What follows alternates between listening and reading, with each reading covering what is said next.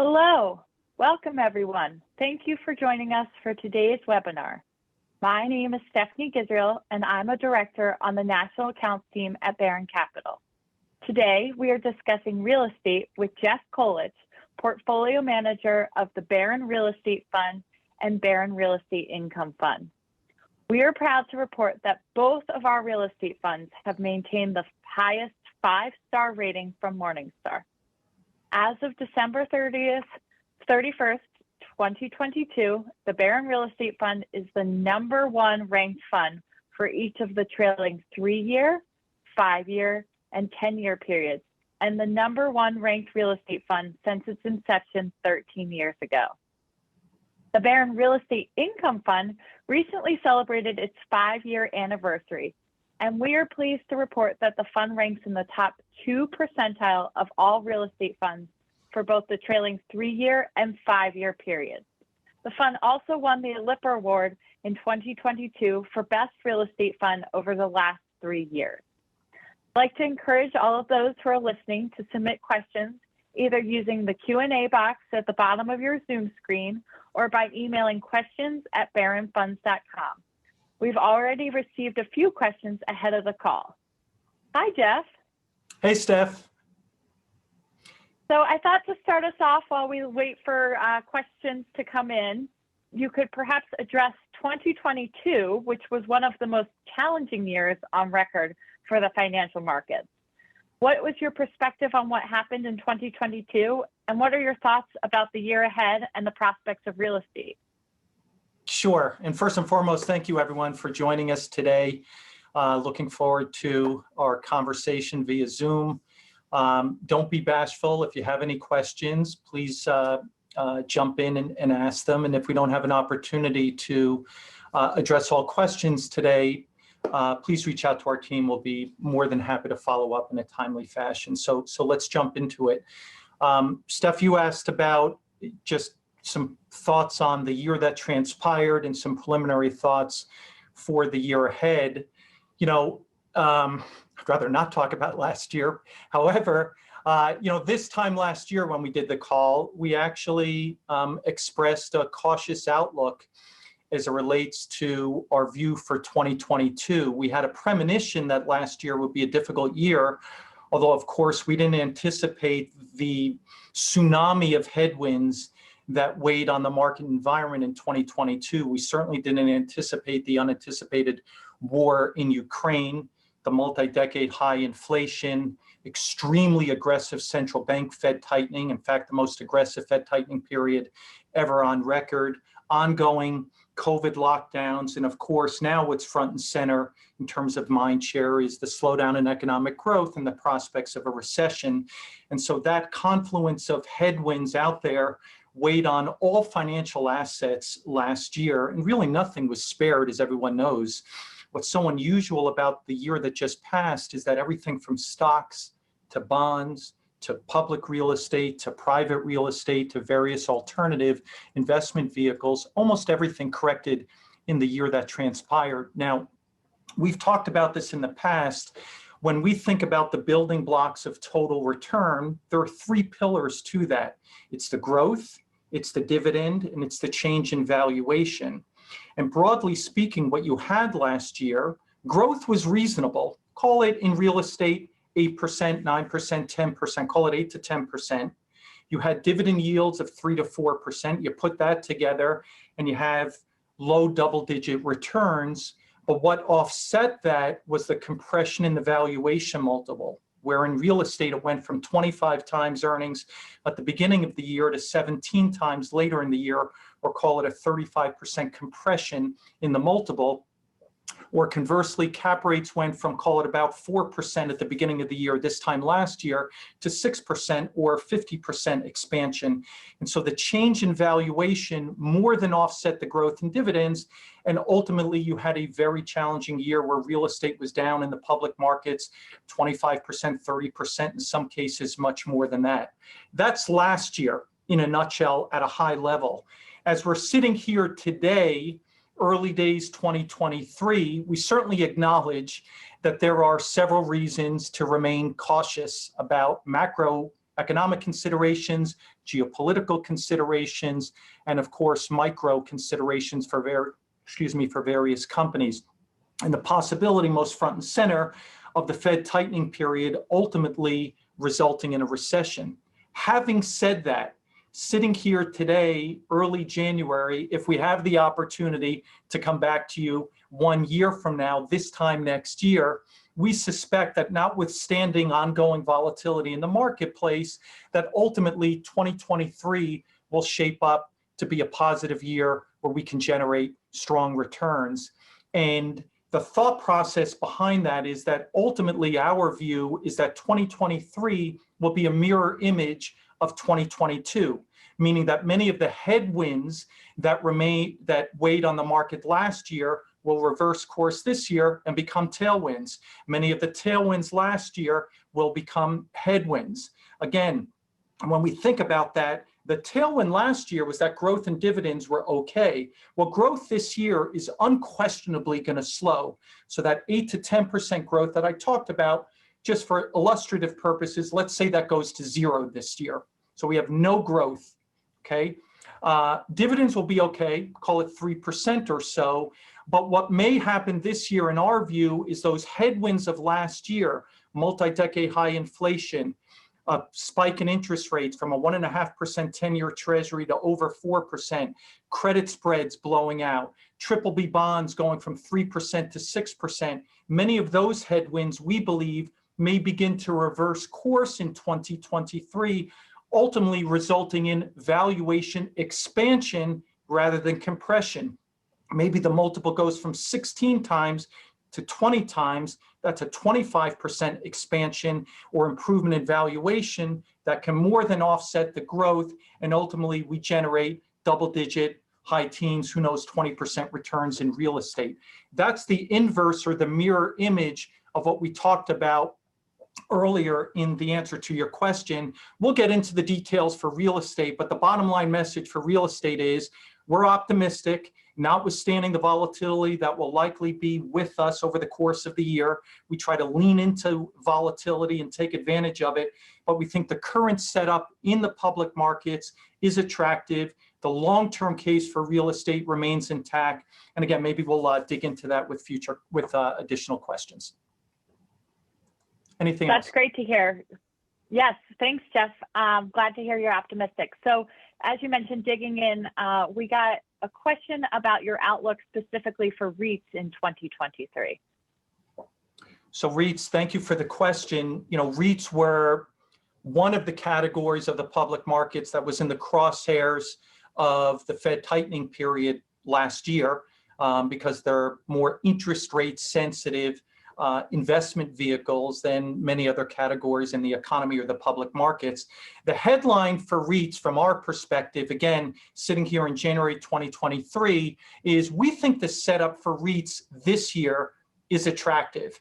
Again, we're cognizant of the headwinds that are on the horizon. Growth rates will likely moderate, but we believe the shares of many REITs have repriced for this higher cost of capital, for expectations of slowing growth, and the setup that we're optimistic about is as follows. Number one, let's not forget, REITs corrected sharply last year. REITs corrected about 25% on average last year, some more, some a little bit less, but on average 25%.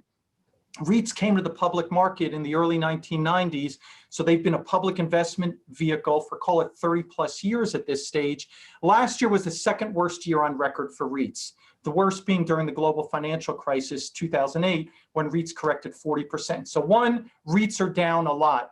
If you look at the history of REITs, since the turn of the century, there have been 6 different periods when REITs have declined in a given year.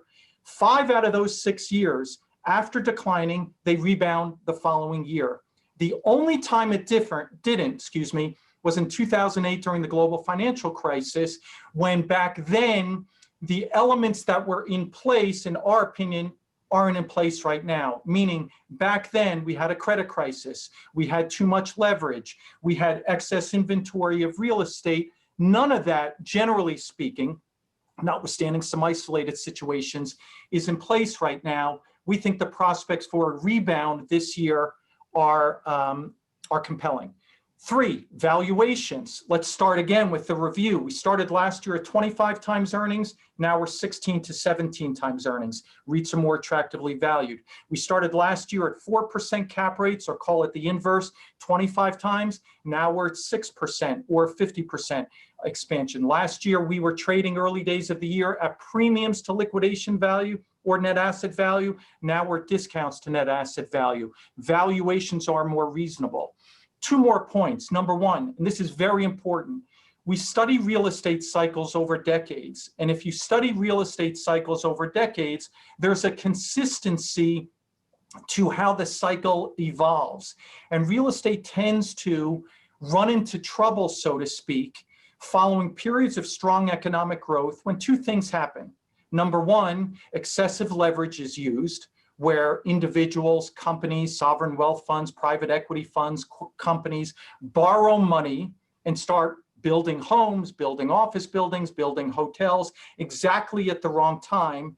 And too much leverage combined with excess inventory leads to a sharp correction in real estate, whether it's in the commercial market, whether it's in the residential market. It's exactly what happened in the 1980s. Too much leverage led to a terrible recession in the 90s.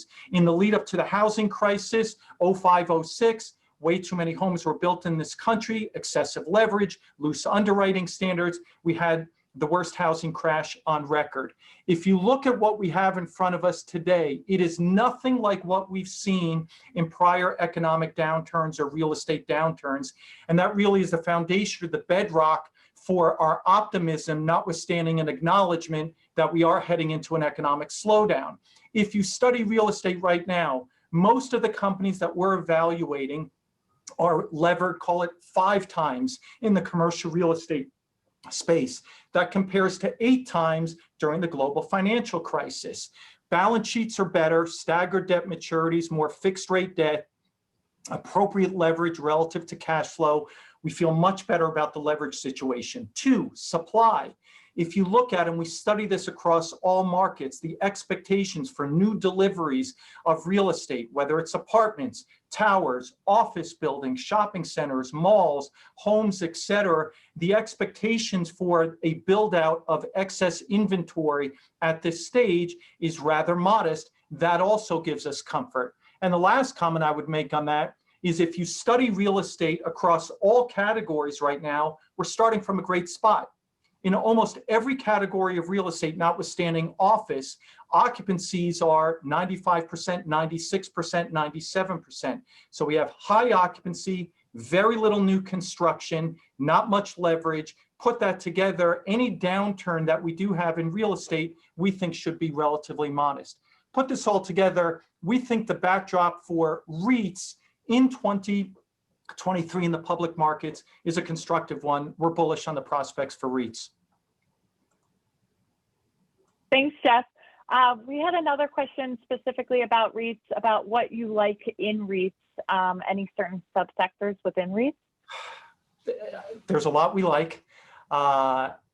We could talk about this for a while, but I want to make sure we can get through several questions. So let me try to distill it to a few thoughts. A key priority for us, and we hope to have our shareholder letter out in the next few days where we elaborate on a number of these thoughts, but what we're trying to identify are high conviction investment themes and having the conviction to stand and lean into them with a view, taking a view on our research in highly convicted investment themes. In real estate or in REITs, there are 2 key themes that we're focused on. One is secular growth real estate companies. What we mean by that is enduring cash flow growth that is likely less sensitive to the economic cycle, meaning the companies will continue to deliver strong cash flow growth irrespective of the economic cycle. So think about wireless tower companies, data center companies, industrial logistics companies, life science companies. All of these companies we would put in the bucket, the investment theme bucket of secular growers. Just to give you a framework, that's about 50%, 50, of our REIT focused fund which my team and I have been managing for 5 years, and it's north of 20% of our real estate related fund, our Barron Real Estate Strategy Fund. That's theme one. Theme two is short lease duration real estate. That's real estate that has the ability, given the lease duration, to reprice on a more regular basis to offset some of the inflationary headwinds. Think hotels and casinos, which reprice once a day. Think self-storage facilities, which reprice every 30 days. Think manufactured housing facilities, which can reprice, or apartments or single-family homes once a year. That's a segment that is a high conviction investment theme category as well.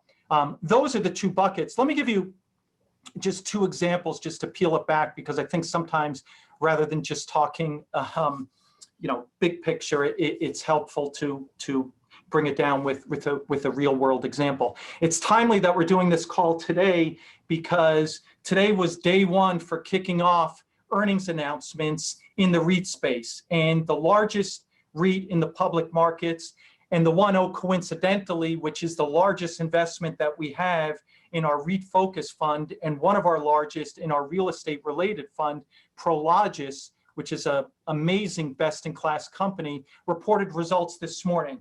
And here's the headline. This is an industrial logistics REIT, secular growth, and the headline is the results and the outlook for this year are fantastic. You're not going to hear about this from too many companies. This company's forecasting, remember I said growth might be 0%, and I'm generalizing. They're forecasting this year 10% earnings growth, number one.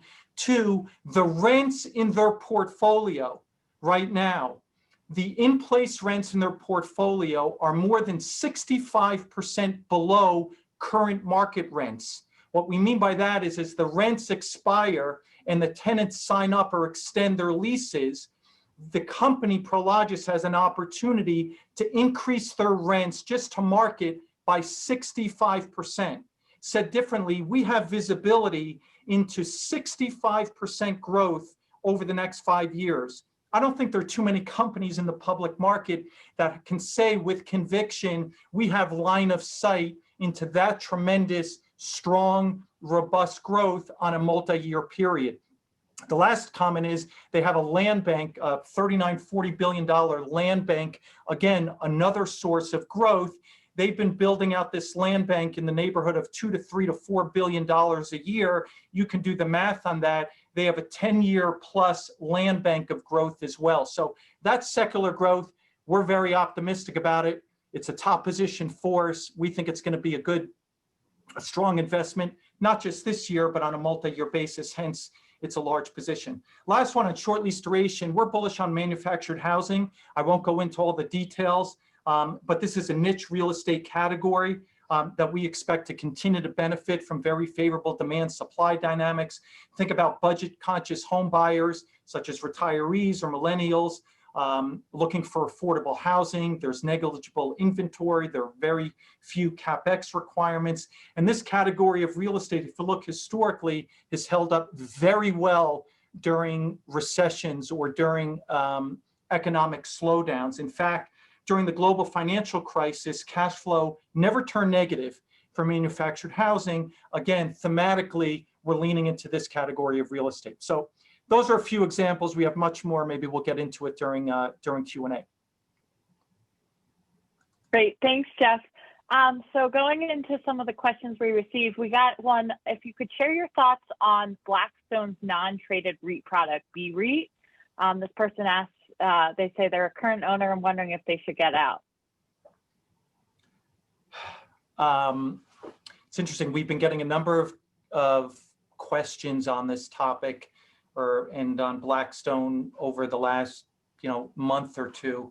Let me try to answer it this way. Number one, and I want to underscore my first comment, we're very big fans of Blackstone.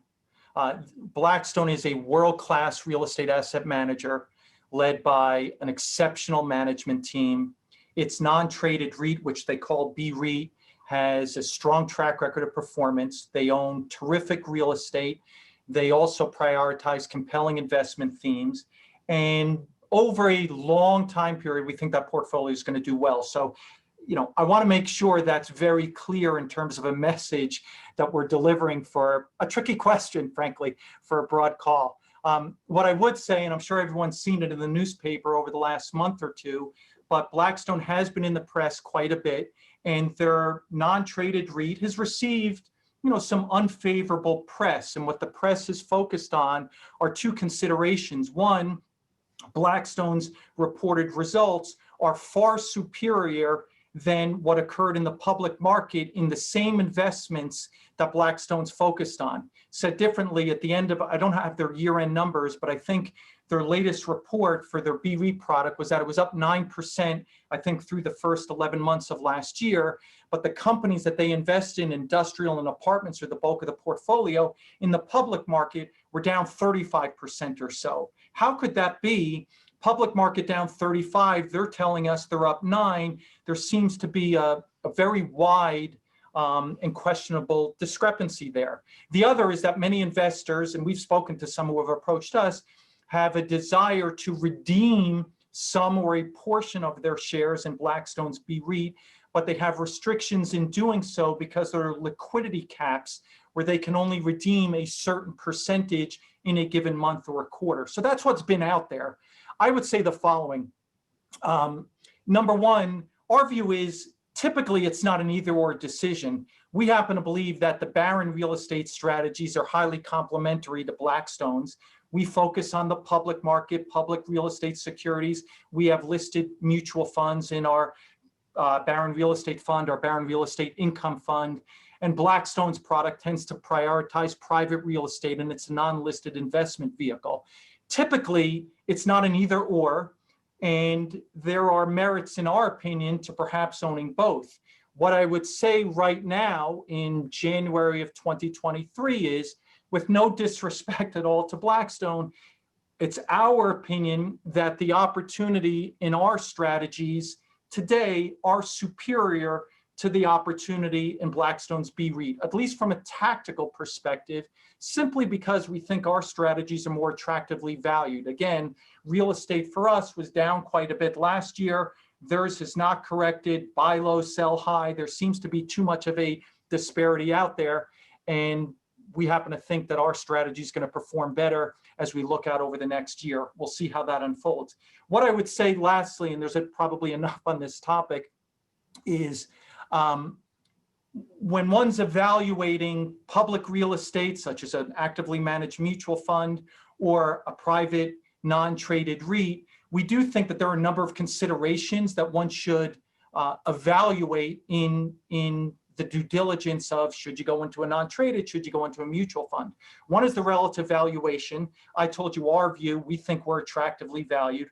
Two is the value transparency. Our results are up every night. You can look every night how we do. So there's complete transparency of value, and you'll know at the end of every day, look up any of the Barron funds, you're going to see how you're doing. What you have with a non-traded REIT is that the value is based on an appraisal, which is typically done once a month and is very often backward looking and not real time. So maybe it doesn't reflect current values. We provide 100% liquidity. Non-traded REITs don't. We tend to be more diversified, superior balance sheets. I'm not going to go into fee structures, et cetera. People can analyze them. But what I would say, the only pet peeve, if I may, and I say this with all humility, is when we hear about, because we're super competitive here in a positive way, not a cutthroat way at Barron Capital, when we hear about the performance that's superior at some of these competitors, it's not necessarily the case. Some years we outperform, and we acknowledge some years we've underperformed. We've outperformed the non-traded REITs by a very wide margin in a number of years, most recently in 2020, 2019, 2017, far superior. So not necessarily an either or. There's a lot to it. I know it's been front and center. The only reason I spend so much time on it is because we've been getting so many questions on this topic. Anyway, next question. Great, thanks, Jeff. Many see the health of the housing market as critical to households and the broader economy. What are your thoughts on the current housing market and its multi-year prospects? So, excuse me, housing is also front and center in the dialogue, in the public press, among clients, among everyone, and understandably so. It's critical to households and the broader market. Let's not forget, 2/3 of all households in this country own a home, and it typically is the largest personal investment that one will ever make. And so that's critical. Two, regarding the broader economy, the housing market is the quintessential leading indicator of the overall economy. There's a multiplier effect. Follow what's happening in the housing market, and you have a pretty good sense of what ultimately is going to happen to the economy. We could spend time on this, but if you just think about how large the housing market is, 2/3 of all households own a home. We're a consumer-led economy. What happens when housing construction slows? If we have an affordability issue, fewer homes are built. We need fewer construction workers. It means we're building fewer homes. It means individuals aren't going to Home Depot as much to buy appliances, to buy refrigerators. That means Home Depot doesn't need as many employees. That means unemployment picks up. That means consumer spending starts to decline. That means economic growth. That's what I mean by the quintessential leading indicator, the multiplier effect. Follow the housing market closely. We think it's very often a harbinger for the outlook for the economy, both to the downside and the upside. Having said that, what are our views? It's simple. 3 points. One, we're near-term cautious, continue to be, and this isn't very different from what we've been articulating over the last 6 to 9 months. We continue to be cautious about the near-term fundamentals or business prospects for housing-related companies, for sale companies, number one. We remain long-term bullish on the housing market, but we've been incrementally bullish on the housing stocks. We actually have been buying the housing stocks for the last 6 months or so, and perhaps in the early days of 2023, we're looking for opportunities again. Let me peel that back just to add a little bit more here. So why are we near-term cautious? It's simple. We have an affordability issue in our country. When you have home prices that go up 30 to 40% over a 3 to 4 year period, on top of mortgage rates that go from 3 to 7%, all of a sudden homes aren't affordable. And the individual is paying right now about 35% of his or her monthly income on mortgage payments, interest and principal. That compares to a long-term average in the low to mid 20s. Homes are expensive. And so that's really the underpinning of why we're near-term cautious on the business prospects. Long-term, we're bullish. And it comes down to, we've talked about this, we've had a multi-decade structural underinvestment in housing in our country. Demographic needs require shelter. You either own or rent, and everything in real estate comes down to the economics of demand relative to supply. We have a shortage of inventory relative to the demographic needs. In a nutshell, that's the reason to be long-term bullish on the housing market. What does it mean for the stocks? A lot to talk about here, but the bottom line is that the public market very often is a discounting mechanism. It moves ahead of the business fundamentals. This time last year, the home building stocks were one of the worst performing categories of the public market. January, February, March of last year, all these companies corrected 30, 40%, even though the housing market was performing well. That's what we mean by a discounting mechanism. The stock market anticipates the correction in the housing market. Now we're in a housing recession. Once you're in the housing recession, the stocks are cheap, they've already corrected, and it typically is the time to start acquiring the shares with the 2 to 3 year outlook. You don't want to wait for the all clear signal when the announcements made on CNBC and the Wall Street Journal and the Financial Times all over the press, oh, we're out of the housing crisis or the housing recession. When that happens, the stocks will have already gone up 50%. That's the way the stock market works, as people know on the call. We try to get in front of it. We're identifying a lot of value in housing related securities, home builders, land developers, residential building product and service companies. This is a key focus for us in both of our strategies. So that's a little bit on housing. A big topic, but an important one. Thanks, Jeff. Yes, so sticking while we're on housing, we got a question about, I see you've been buying Toll Brothers and it's now one of the largest positions in the portfolio. Could you share some thoughts there? Sure. I I love the follow-up question. Thank you for the question on Toll. Our firm has a long history of investing in Toll Brothers. This is a best-in-class home builder that is on sale. It's cheap. Stepping back again to the comment I made on the prior question, and you'll see this in our fourth quarter shareholder letter, but in the fourth quarter, October, November, December of last year, we increased our Barron Real Estate Fund's exposure to residential related companies. We increased our exposure to home building companies and some building product and service companies due to the considerations that I referenced just before. As it relates to Toll Brothers, I'd say the following. For those that aren't familiar, Toll Brothers is the leading luxury home builder in the US. It's led by a highly capable management team with the CEO in charge, Doug Yearley, who's absolutely fantastic, as is the rest of his senior management team. Very importantly, they have a large, valuable, owned real estate portfolio in excellent geographic markets with strong long-term demographics. And very importantly, unlike many other home builders, they have a 4-year supply of land that was purchased, the bulk of it, prior to the run-up in home prices during COVID. So there's very little impairment risk or book value risk in Toll Brothers. We spent a lot of time on this because you want to make sure, if you think book value, is book value real? Is the stock really cheap? And we've analyzed this. We think there's minimal impairment risk to Toll Brothers, and it's very importantly more insulated than many of its peers from elevated mortgage rates. Why? Because 20% of the home buyers of a Toll Brothers home are all cash buyers. They tend to be wealthier people that have some excess savings, that don't necessarily require a mortgage to purchase a home. That's a key positive in the environment that we're in right now. The company has a pristine balance sheet, staggered debt maturities, an abundance of liquidity, and very importantly, I'm looking at my screen right now, it's a $56 stock today.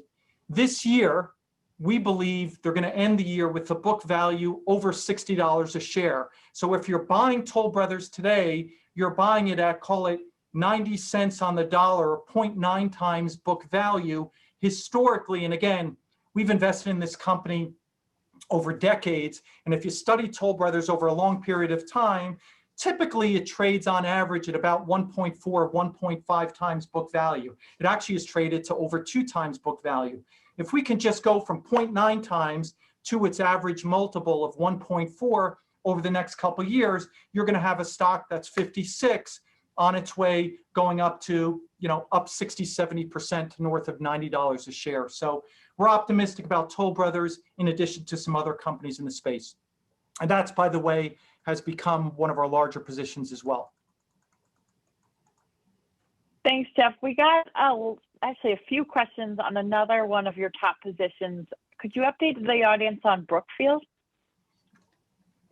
Yeah, I think we talked about Brookfield in maybe this time last year. Someone had asked the question, or maybe in the second quarter call. We have a long history with Brookfield as well. In fact, this was the first company that we purchased when we launched the Barron Real Estate Fund. We're now in our 14th year. We're very big fans of the company. It was our largest position 13 years ago, and it's still a top 5 position right now. The company is a leading global owner and operator of real assets being real estate and infrastructure, among others. The company has a global reach, has a tremendous amount of capital, similar to Toll Brothers and their phenomenal management team. This team is led by a super talented CEO in Bruce Flatt, who's been referred to as the Warren Buffett of Canada. This is a Canadian-based company. He and his management team are amazing allocators of capital, and in our opinion, some of the best investors in the world. They are benefiting from the growing allocation of capital to alternative vehicles and continuing to gain market share. Very interesting, in the last 60 days or so, Brookfield spun out its asset management business, 25% of it, which is a wonderful business, by the way. It's a pure play asset management business. that we believe is going to grow its fees by about 15 to 25% per year. It pays a 4% dividend yield, $3 billion of cash, zero debt. It's a great business. We now own that as well. But Brookfield Corporation, right now, the headline here is, it's crazy cheap. My point that I made early on in the presentation, there's a lot of value in the market right now. I'm looking at my screen. Brookfield closed today, call it at just over $35 a share. Management believes today that the spot value of its business is double that. Call it $75, $74, $75 a share. And it's actually reasonably easy to value Brookfield because they have a number of publicly listed entities that Brookfield owns a portion in.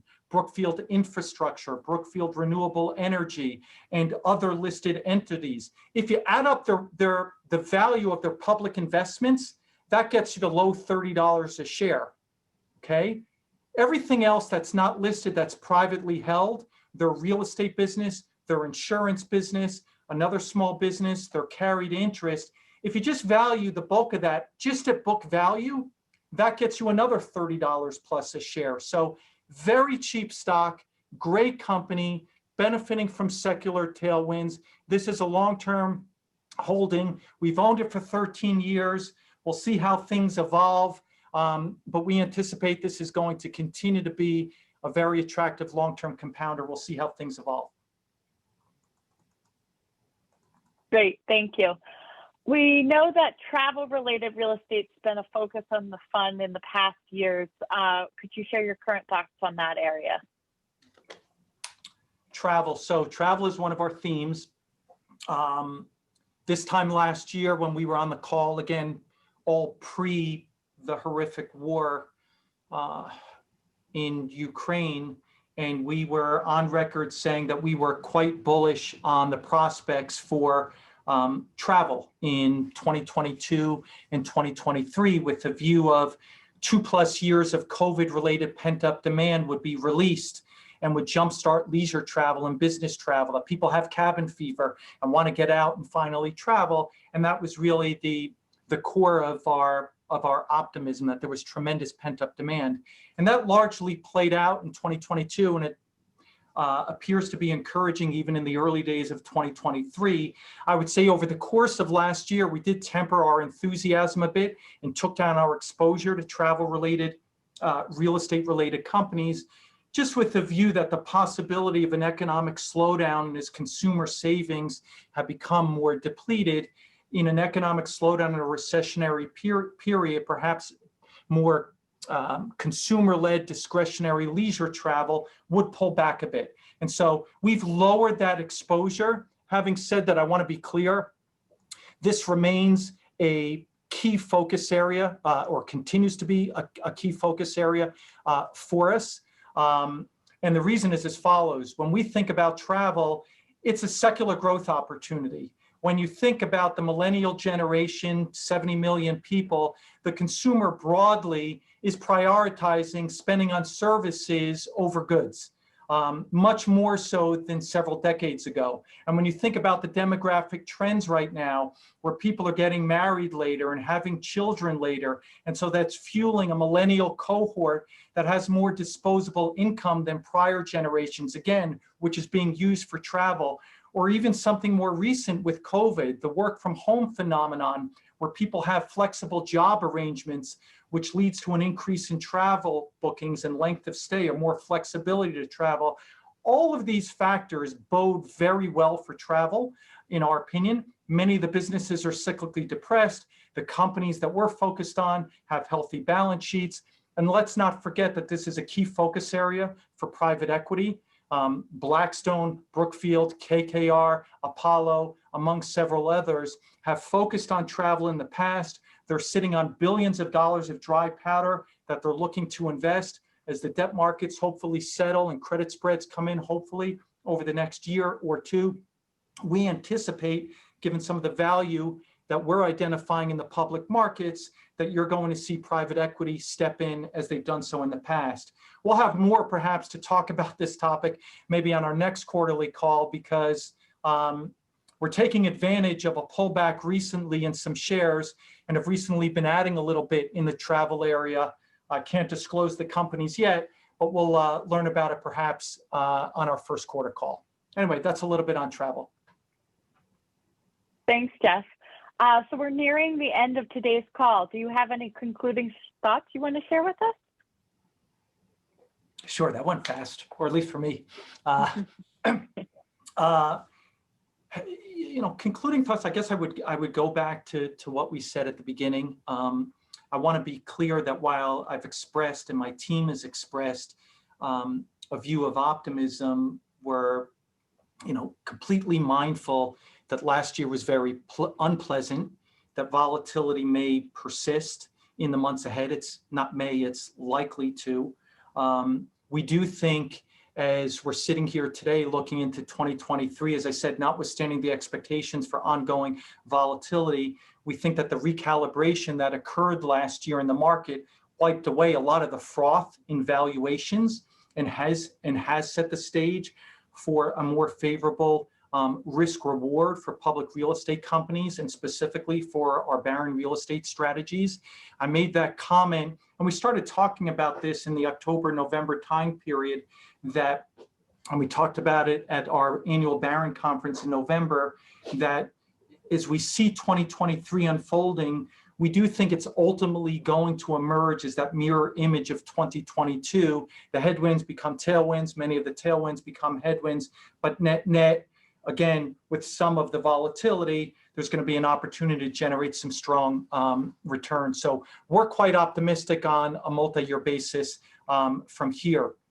I'd be remiss, and I should have said this at the beginning, so I apologize, but what really underscores my optimism is I'm the lucky one. I work with a tremendous team. Our real estate team is super strong, and a shout out to David Kirschenbaum and George Tarras and David Barron and many other analysts who support our real estate business here.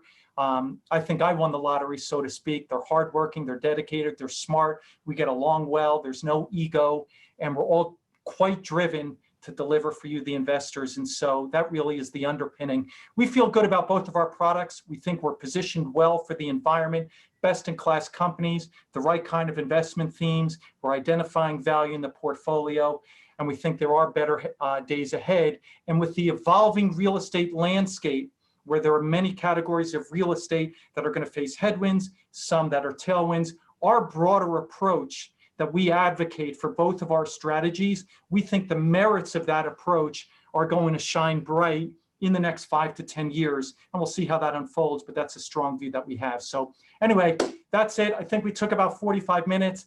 Thank you, everyone, for your time. If we didn't get to any of your questions, just reach out. We'll be responsive and look forward to speaking to everyone in a few months. Great. Thank you so much, Jeff. This concludes today's webinar. A recording of today's webinar will be available on our website, www.barronfunds.com. I want to thank Jeff for his comments and all of you for joining today. Most importantly, I want to thank you all for your support of the Barron Fund family. Goodbye. Thanks.